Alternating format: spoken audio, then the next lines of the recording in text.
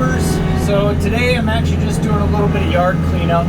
We had a lot of storm damage actually quite a while ago now, and I just pushed the brush wherever was convenient at the time, and now I'm actually putting it in piles, so that way when I put the wood chipper back on, I basically can do it, just leave the tractor parked somewhere, go work on it for a few hours, take a break, come back at it, because it's definitely going to be a few days worth of work here.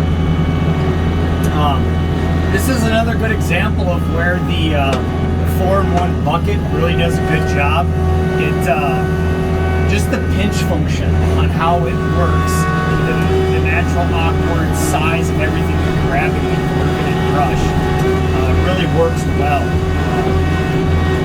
We're gonna run into this pile up here, go grab stuff, and you know, it's a 54, I believe. No, it's actually a 60-inch bucket.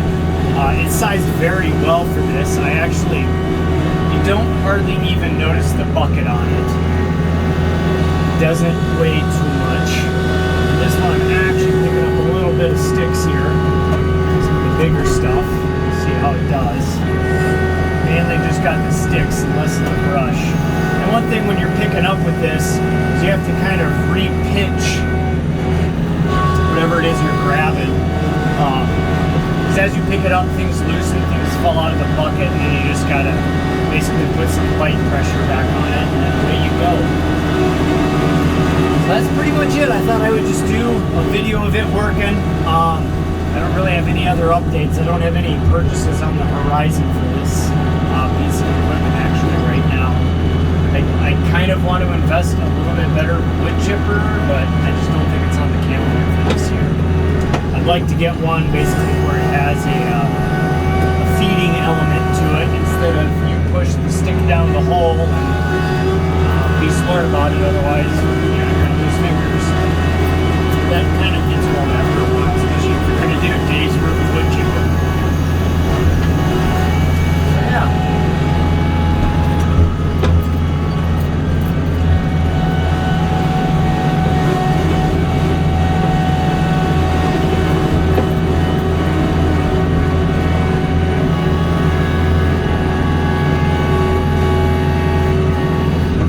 I use the technique of, you know, kind of the arcade style of I get above something and then I smash it down and then try to pinch it, especially if it's just a bunch of random junk. Usually works to pick it up that way. That way you actually get more of the smaller pieces in the bite instead of stuff that's just hung on.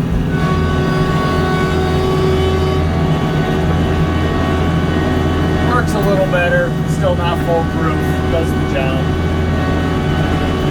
I do have fluid in the back tires, which I do think on, you know, this thing is necessary. It's never been tippy with it. I've always had the fluid in it, but I do think if I didn't have the fluid, some of these angles I drive on might make it a little bit more dicey, but I really have not felt one sense of tippiness with the fluid in the tires. And obviously it gives you a little extra bite when you're going to push something.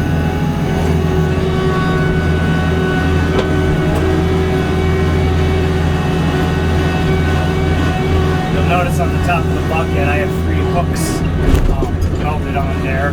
I actually did that myself, and I would not say that I am a quality welder. But fun fact, even bad welds hold, so it worked very good. I've moved quite a few, like water heater and just random stuff on the property, and they work really good. They're actually the most handy for when you're going to clean a deer, because you can string the deer up from the bucket, and then, you know, actually butchering a deer that's basically standing upright is a lot easier task.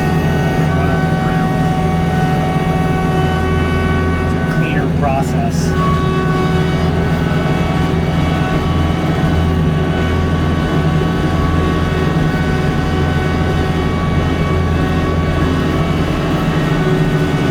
See, on this grab too, I did really good at getting just a bunch of random little sticks caught in the bite there. And you know, it has teeth in the pinch point to help keep all the small stuff in there. Just generally works really good. I've been using the bucket a lot for moving wood chips too, and it was great. No issues. Obviously, wood chips and just random wood debris are very light, so you're not really testing, your loader capacity. But it can make things awkward, especially if stuff's wet. That's the way I want it.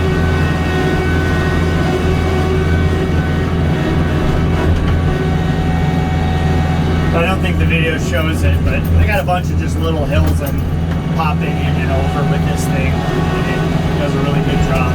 Working in medium range, and you can kind of hear the whininess, and this is generally how whiny the transmission is.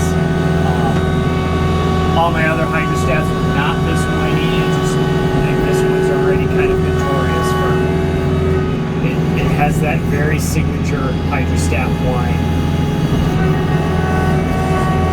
Even when you put it in low, it's still going to make that whine noise, but it's got a lot of power in low.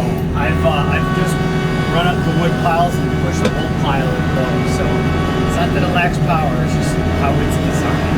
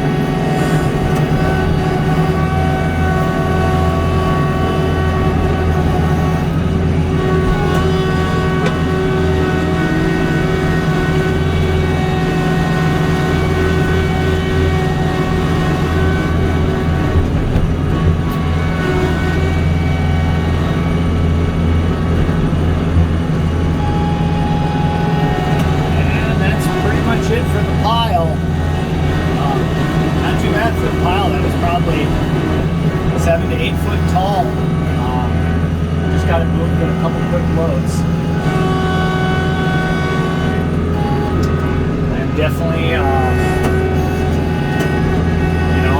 once said that I'd never buy a tractor without a cab again, which is still true.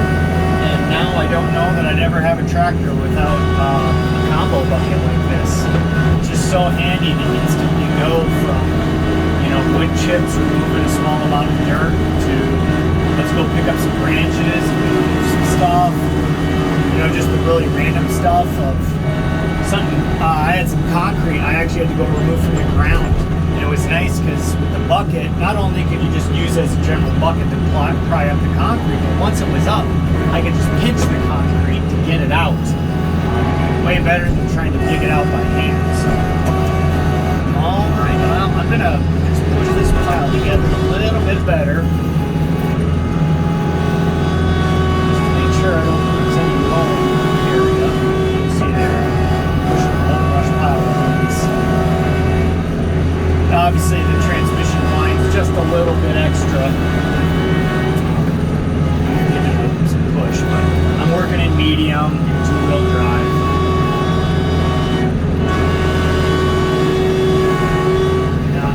There's some real trees actually in this pile. I got lucky with one tree where it just it fell right on my brush pile. So that one I haven't chopped up yet. Hoping I don't lose any more. It was a lot of pine trees I lost. Unfortunately. I like the pine trees just because, they don't lose their needles as much in winter. Stuff stays a little bit green, a little bit protected from the elements, a little bit of privacy, all of the above.